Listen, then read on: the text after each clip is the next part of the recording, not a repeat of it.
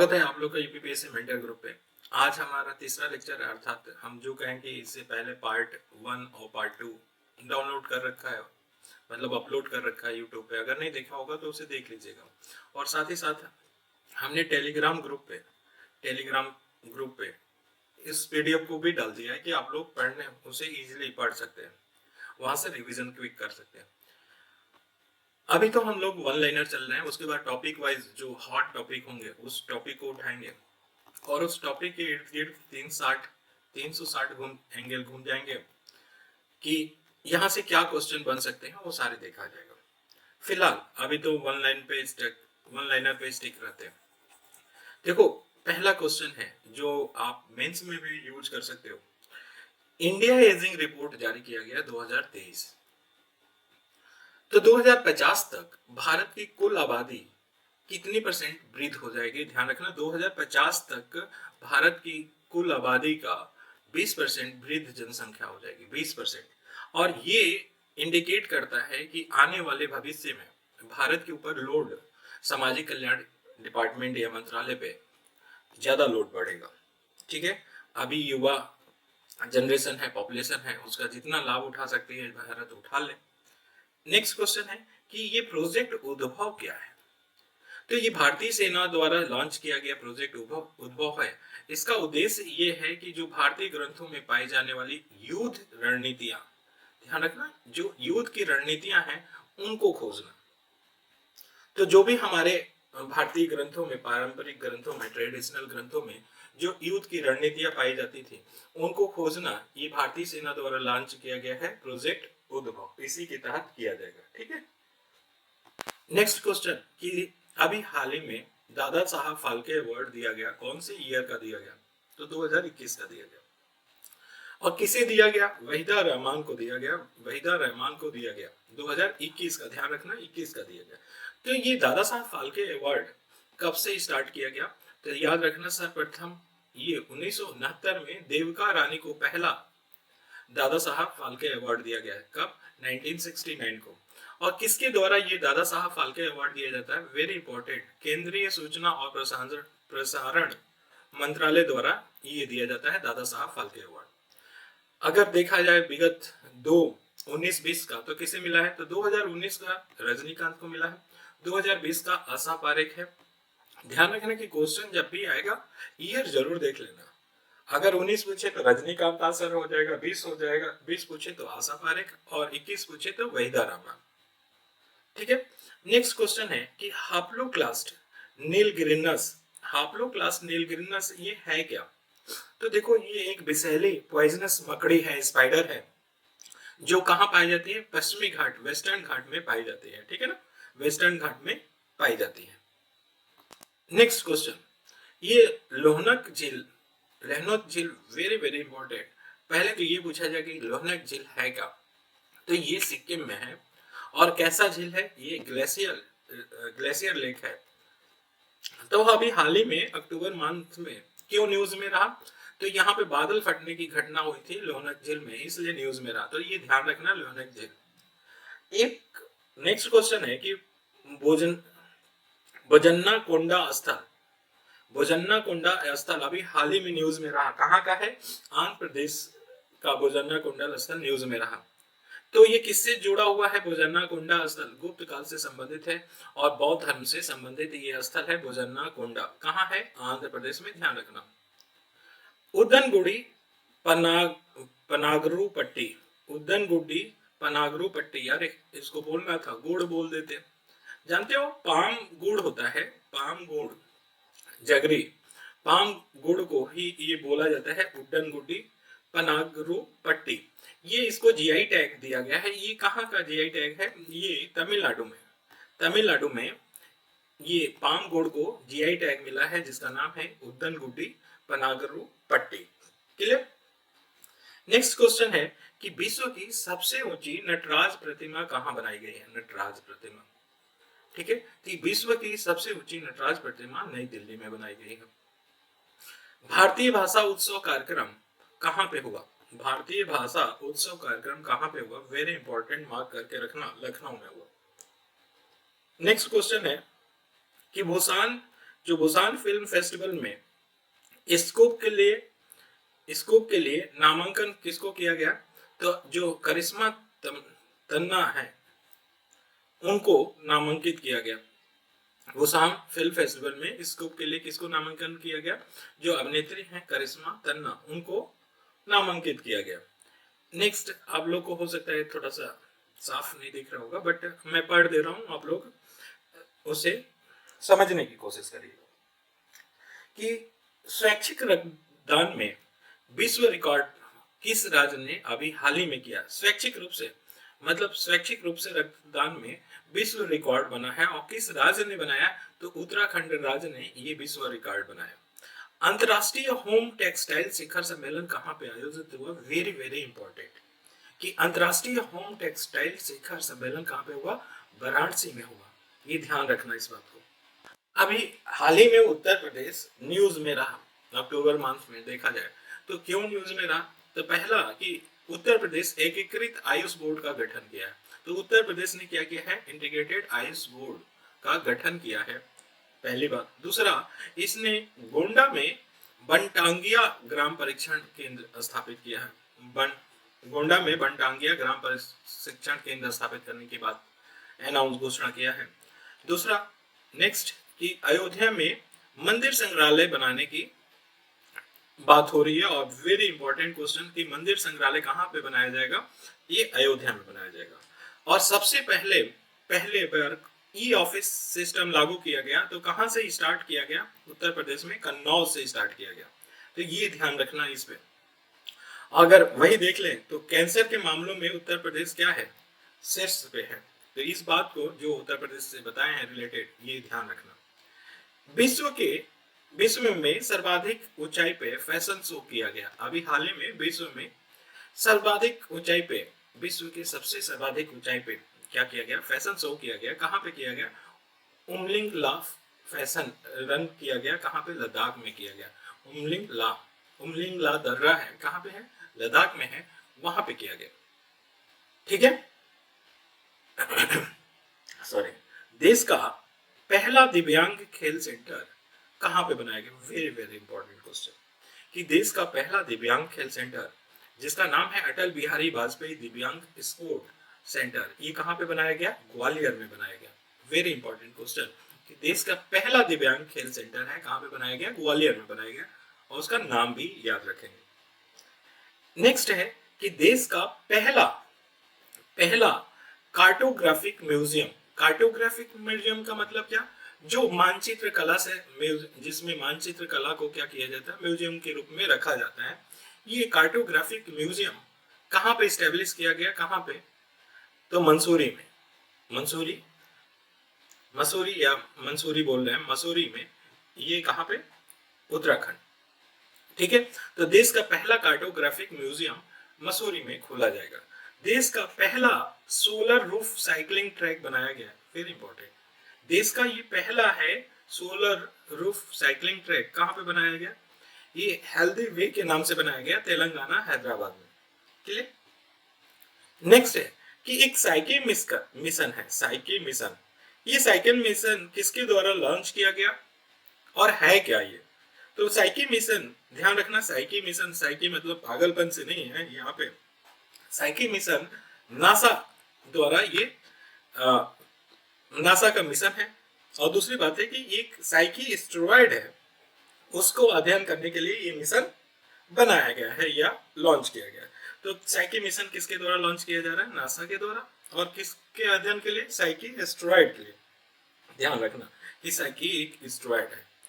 अभी हाल ही में CIA report जारी किया गया, उस रिपोर्ट के अनुसार ग्रीन ऑफिस स्पेस में, जैसे ग्रीन बिल्डिंग कोड आया था ना 2007 में, आप लोगों को याद होगा 2007 में ग्रीन बिल्डिंग कोड आया था, वैसे ही ग्रीन ऑफिस स्पेस निकाला जा रहा है, रैंकिंग रिपोर्ट निकाला जा रहा है। तो उसमें नंबर 1 कौन है, बैंगलोर है, दूसरे पे NCR है, और तीसरे पे मुंबई है। ध्यान रखना कि ये रैंकिंग रिपोर्ट के अनुसार ग्रीन ऑफिस स्पेस में नंबर 1 कौन है, बैंगलोर, दूसरे नंबर पे NCR, और तीसरे नंबर पे मुंबई है। लास्ट इस पेज का कि सिम्बेक्स 2023, ये क्या है सिम्बेक्स 2023? तो एक समुद्री अभ्यास है, किसके किसके बीच में होता है? भारत और सिंगापुर के बीच में होता है। और कहाँ पे इसका आयोजन किया गया? सिंगापुर में। तो सिम्बेक्स एक समुद्री अभ्यास है, भारत और सिंगापुर में हुआ। नेक्स्ट क्वेश्चन की तरफ मूव करते हैं। नेक्स्ट क्वेश्चन है कि अभी हाल ही में जगोरी स्थल न्यूज में रहा। जगोरी जगोरी स्थल क्यों न्यूज में रहा?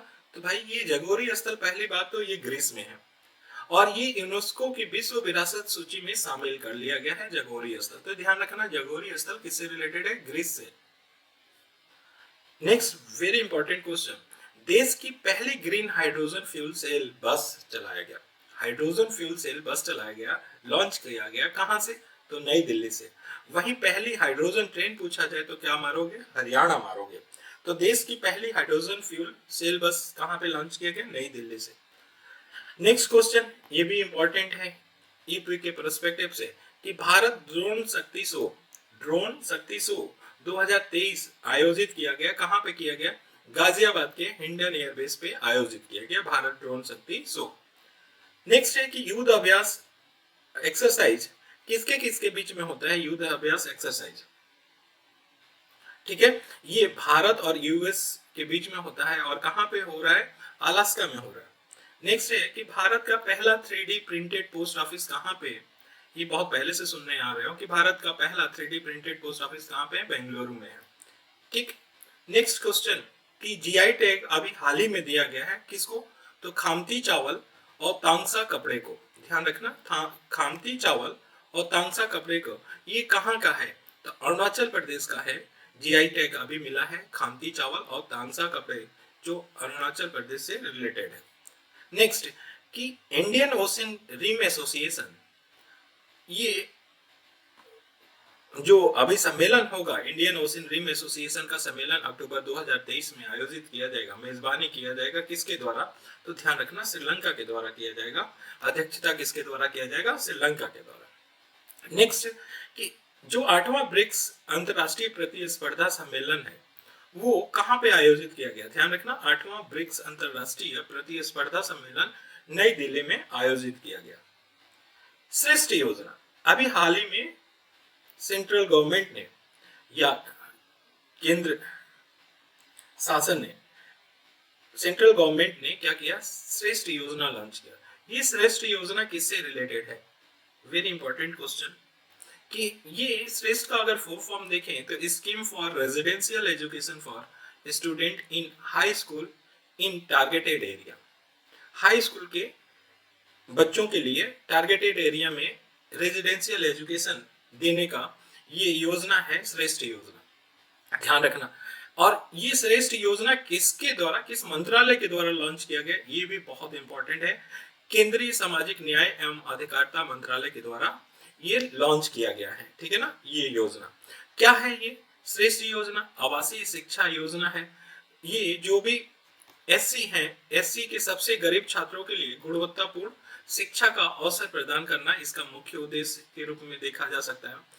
9 से 12वीं तक के बच्चों को क्या निःशुल्क आवासीय शिक्षा दिया जाएगा इस श्रेष्ठ योजना में, ये बातें ध्यान रखना। अभी कहाँ के काजू को जीआई टैग मिला? तो गोवा के काजू को। ध्यान रखना, गोवा नंबर 1 काजू के उत्पादन में नहीं है ना। अगर देखोगे उत्पादन के लिस्ट में काजू महाराष्ट्र में है, तो गोवा के काजू को जीआई टैग मिला है ये अभी हाल ही में। ठीक है ना। तो अगर काजू की उत्पत्ति देखा जाए तो कहां से हुआ? ब्राजील से हुआ था, और पुर्तगालियों द्वारा ये लाया गया था। कहां में? गोवा में लाया गया था। सबसे पहले गोवा में, भारत में लाया गया था काजू, किसके द्वारा? पुर्तगालियों के द्वारा। और उसमें भी पूछे तो गोवा में लाया गया था। ठीक है।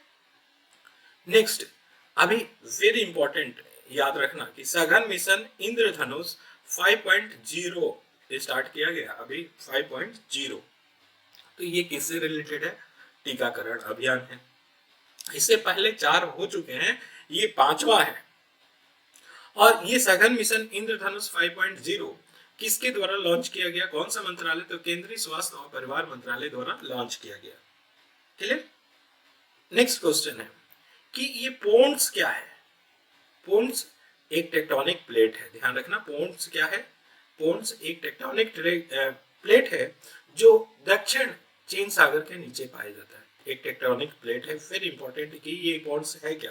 तो एक टेक्टोनिक प्लेट है जो दक्षिण चीन सागर के नीचे पाया जाता है और ये समय के साथ सिकुड़ गई और ऑस्ट्रेलियन प्लेट के नीचे दब गई है, इसीलिए अभी न्यूज में रहा पोन्स। तो ये भी ध्यान रखना कि ये समय के साथ साथ क्या हुआ, पोन्स सिकुड़ती गई और ऑस्ट्रेलियन प्लेट के नीचे ये दब गई है। ये एक टेक्टोनिक प्लेट है, ठीक। अभी हाल ही में औद्योगिक श्रम बल सर्वेक्षण 6 जारी किया गया। ध्यान रखना कौन से नंबर का? औद्योगिक श्रम बल सर्वेक्षण 6 नंबर का जारी किया गया। किसके द्वारा जारी किया गया? तो राष्ट्रीय नमूना सर्वेक्षण कार्यालय द्वारा इसे जारी किया गया, ठीक है ना। नेशनल एनएसओ एनएसएसओ होगा, ठीक है। तो इसके द्वारा जारी किया गया। शहरी क्षेत्र में अगर देखा जाए लेबर फोर्स पार्टिसिपेशन रेट तो कितना है? 2022 के ये आंकड़ा बता रहा है 47.5% था, जो 23 में बढ़ के 48.8% हो गया क्षेत्रीय क्षेत्र में। औद्योगिक श्रम बल सर्वेक्षण में शहरी क्षेत्र में लेबर फोर्स पार्टिसिपेशन रेट अगर वही देखा जाए, मतलब कि पिछले साल से बढ़ा है। लेबर फोर्स पार्टिसिपेशन रेट क्या हुआ? बढ़ा। दूसरा कि पुरुषों में लेबर फोर्स पार्टिसिपेशन रेट कितना है? 73.5% है। वहीं महिला में कितना है? तो 23.2% है। वेरी इंपॉर्टेंट, 23.2% है महिला में। और ये इसको मेंस में अच्छे से याद रखना, मेंस में कोट करने के लिए। बेरोजगारी दर कितना था? 6.6% है अभी हाल ही में 2023 में, जबकि 22 में कितना था? 7.6% था। अगर पुरुषों में बेरोजगारी दर देखा जाए तो 5.9% है, वहीं महिलाओं में बेरोजगारी दर ज्यादा है 9.1%। तो ये भी ध्यान रखना इस बात को, ठीक है, मेंस में कोट करने के लिए। नेक्स्ट, इसरो द्वारा दूसरा स्पेस पोर्ट स्थापित करने की बात कही गई है। स्पेस पोर्ट स्थापित, तो देखो इसरो द्वारा जो दूसरा स्पेस पोर्ट स्थापित किया गया है या लॉन्चिंग स्थल स्थापित किया गया है वो कहाँ पे? तमिलनाडु में। वेरी इंपॉर्टेंट, ध्यान रखना। कुलशेखरपट्टनम में या थूथुकुडी में, जो थूथुकुडी में पड़ता है कुलशेखरपट्टनम, ये दूसरा स्पेस पोर्ट स्थापित किया गया है इसरो द्वारा। तो पहला कहाँ पे है? क्वेश्चन ये जो आज तक प्रोजेक्ट किया जा रहा है, लॉन्चिंग स्थल है आज तक का सतीश धवन अंतरिक्ष केंद्र श्रीहरिकोटा, कहाँ पे है? आंध्र प्रदेश में। लेकिन अभी दूसरा वाला तमिलनाडु में है, ध्यान रखना, कुलशेखरपट्टनम में। नीरमहल जल महोत्सव, वेरी इंपॉर्टेंट, नीरमहल जल महोत्सव कहाँ पे मनाया गया? त्रिपुरा में। और कहाँ, कौन से सागर में? झील में। तो ध्यान रखना यहाँ से 2-3 क्वेश्चन बनते हैं कि रुद्र सागर झील या रुद्र सागर लेक कहाँ पे है? तो त्रिपुरा में है। और यहीं पे नीर जल महोत्सव बनाया गया और इसी रुद्र सागर झील में इस नीरमहल जल महोत्सव के दौरान नौका दौड़ का आयोजन भी किया गया, ठीक है। इजरायली सेना द्वारा हमास के खिलाफ एक ऑपरेशन किया गया। किस नाम से ऑपरेशन किया गया? वो operation iron sword. Operation iron sword के नाम से इजरायली सेना द्वारा हमास के खिलाफ ऑपरेशन किया गया। ये ध्यान रखना, वेरी इंपॉर्टेंट क्वेश्चन है, ठीक। जीआई टैग अभी हाल ही में मिला, तो रसबली मिठाई को मिला। ये रसबली मिठाई कहाँ की है? उड़ीसा की। नेक्स्ट है जियो मार्ट का ब्रांड एम्बेसडर कौन बना? महेंद्र सिंह धोनी को बनाया गया। ध्यान रखना, इंपॉर्टेंट क्वेश्चन है। नेक्स्ट है कि हुरुन इंडिया रिच लिस्ट 2023 जारी किया गया, उसमें नंबर 1 इंडिया के कौन रहे? तो मुकेश अंबानी रहे, दूसरे पे गौतम अदानी और तीसरे पे साइरस पूनावाला। वहीं महिला की बात करें तो कौन था? राधा बेम्बू। तो ध्यान रखना, हुरुन इंडिया रिच लिस्ट में नंबर 1 कौन है? मुकेश अंबानी मेल में और फीमेल में राधा बेम्बू, ठीक है। तो ये हमारा तीसरा लेक्चर यहीं पे समाप्त करते हैं। नेक्स्ट जल्दी चौथा लेक्चर लेकर आएंगे। चलिए, थैंक यू सो मच।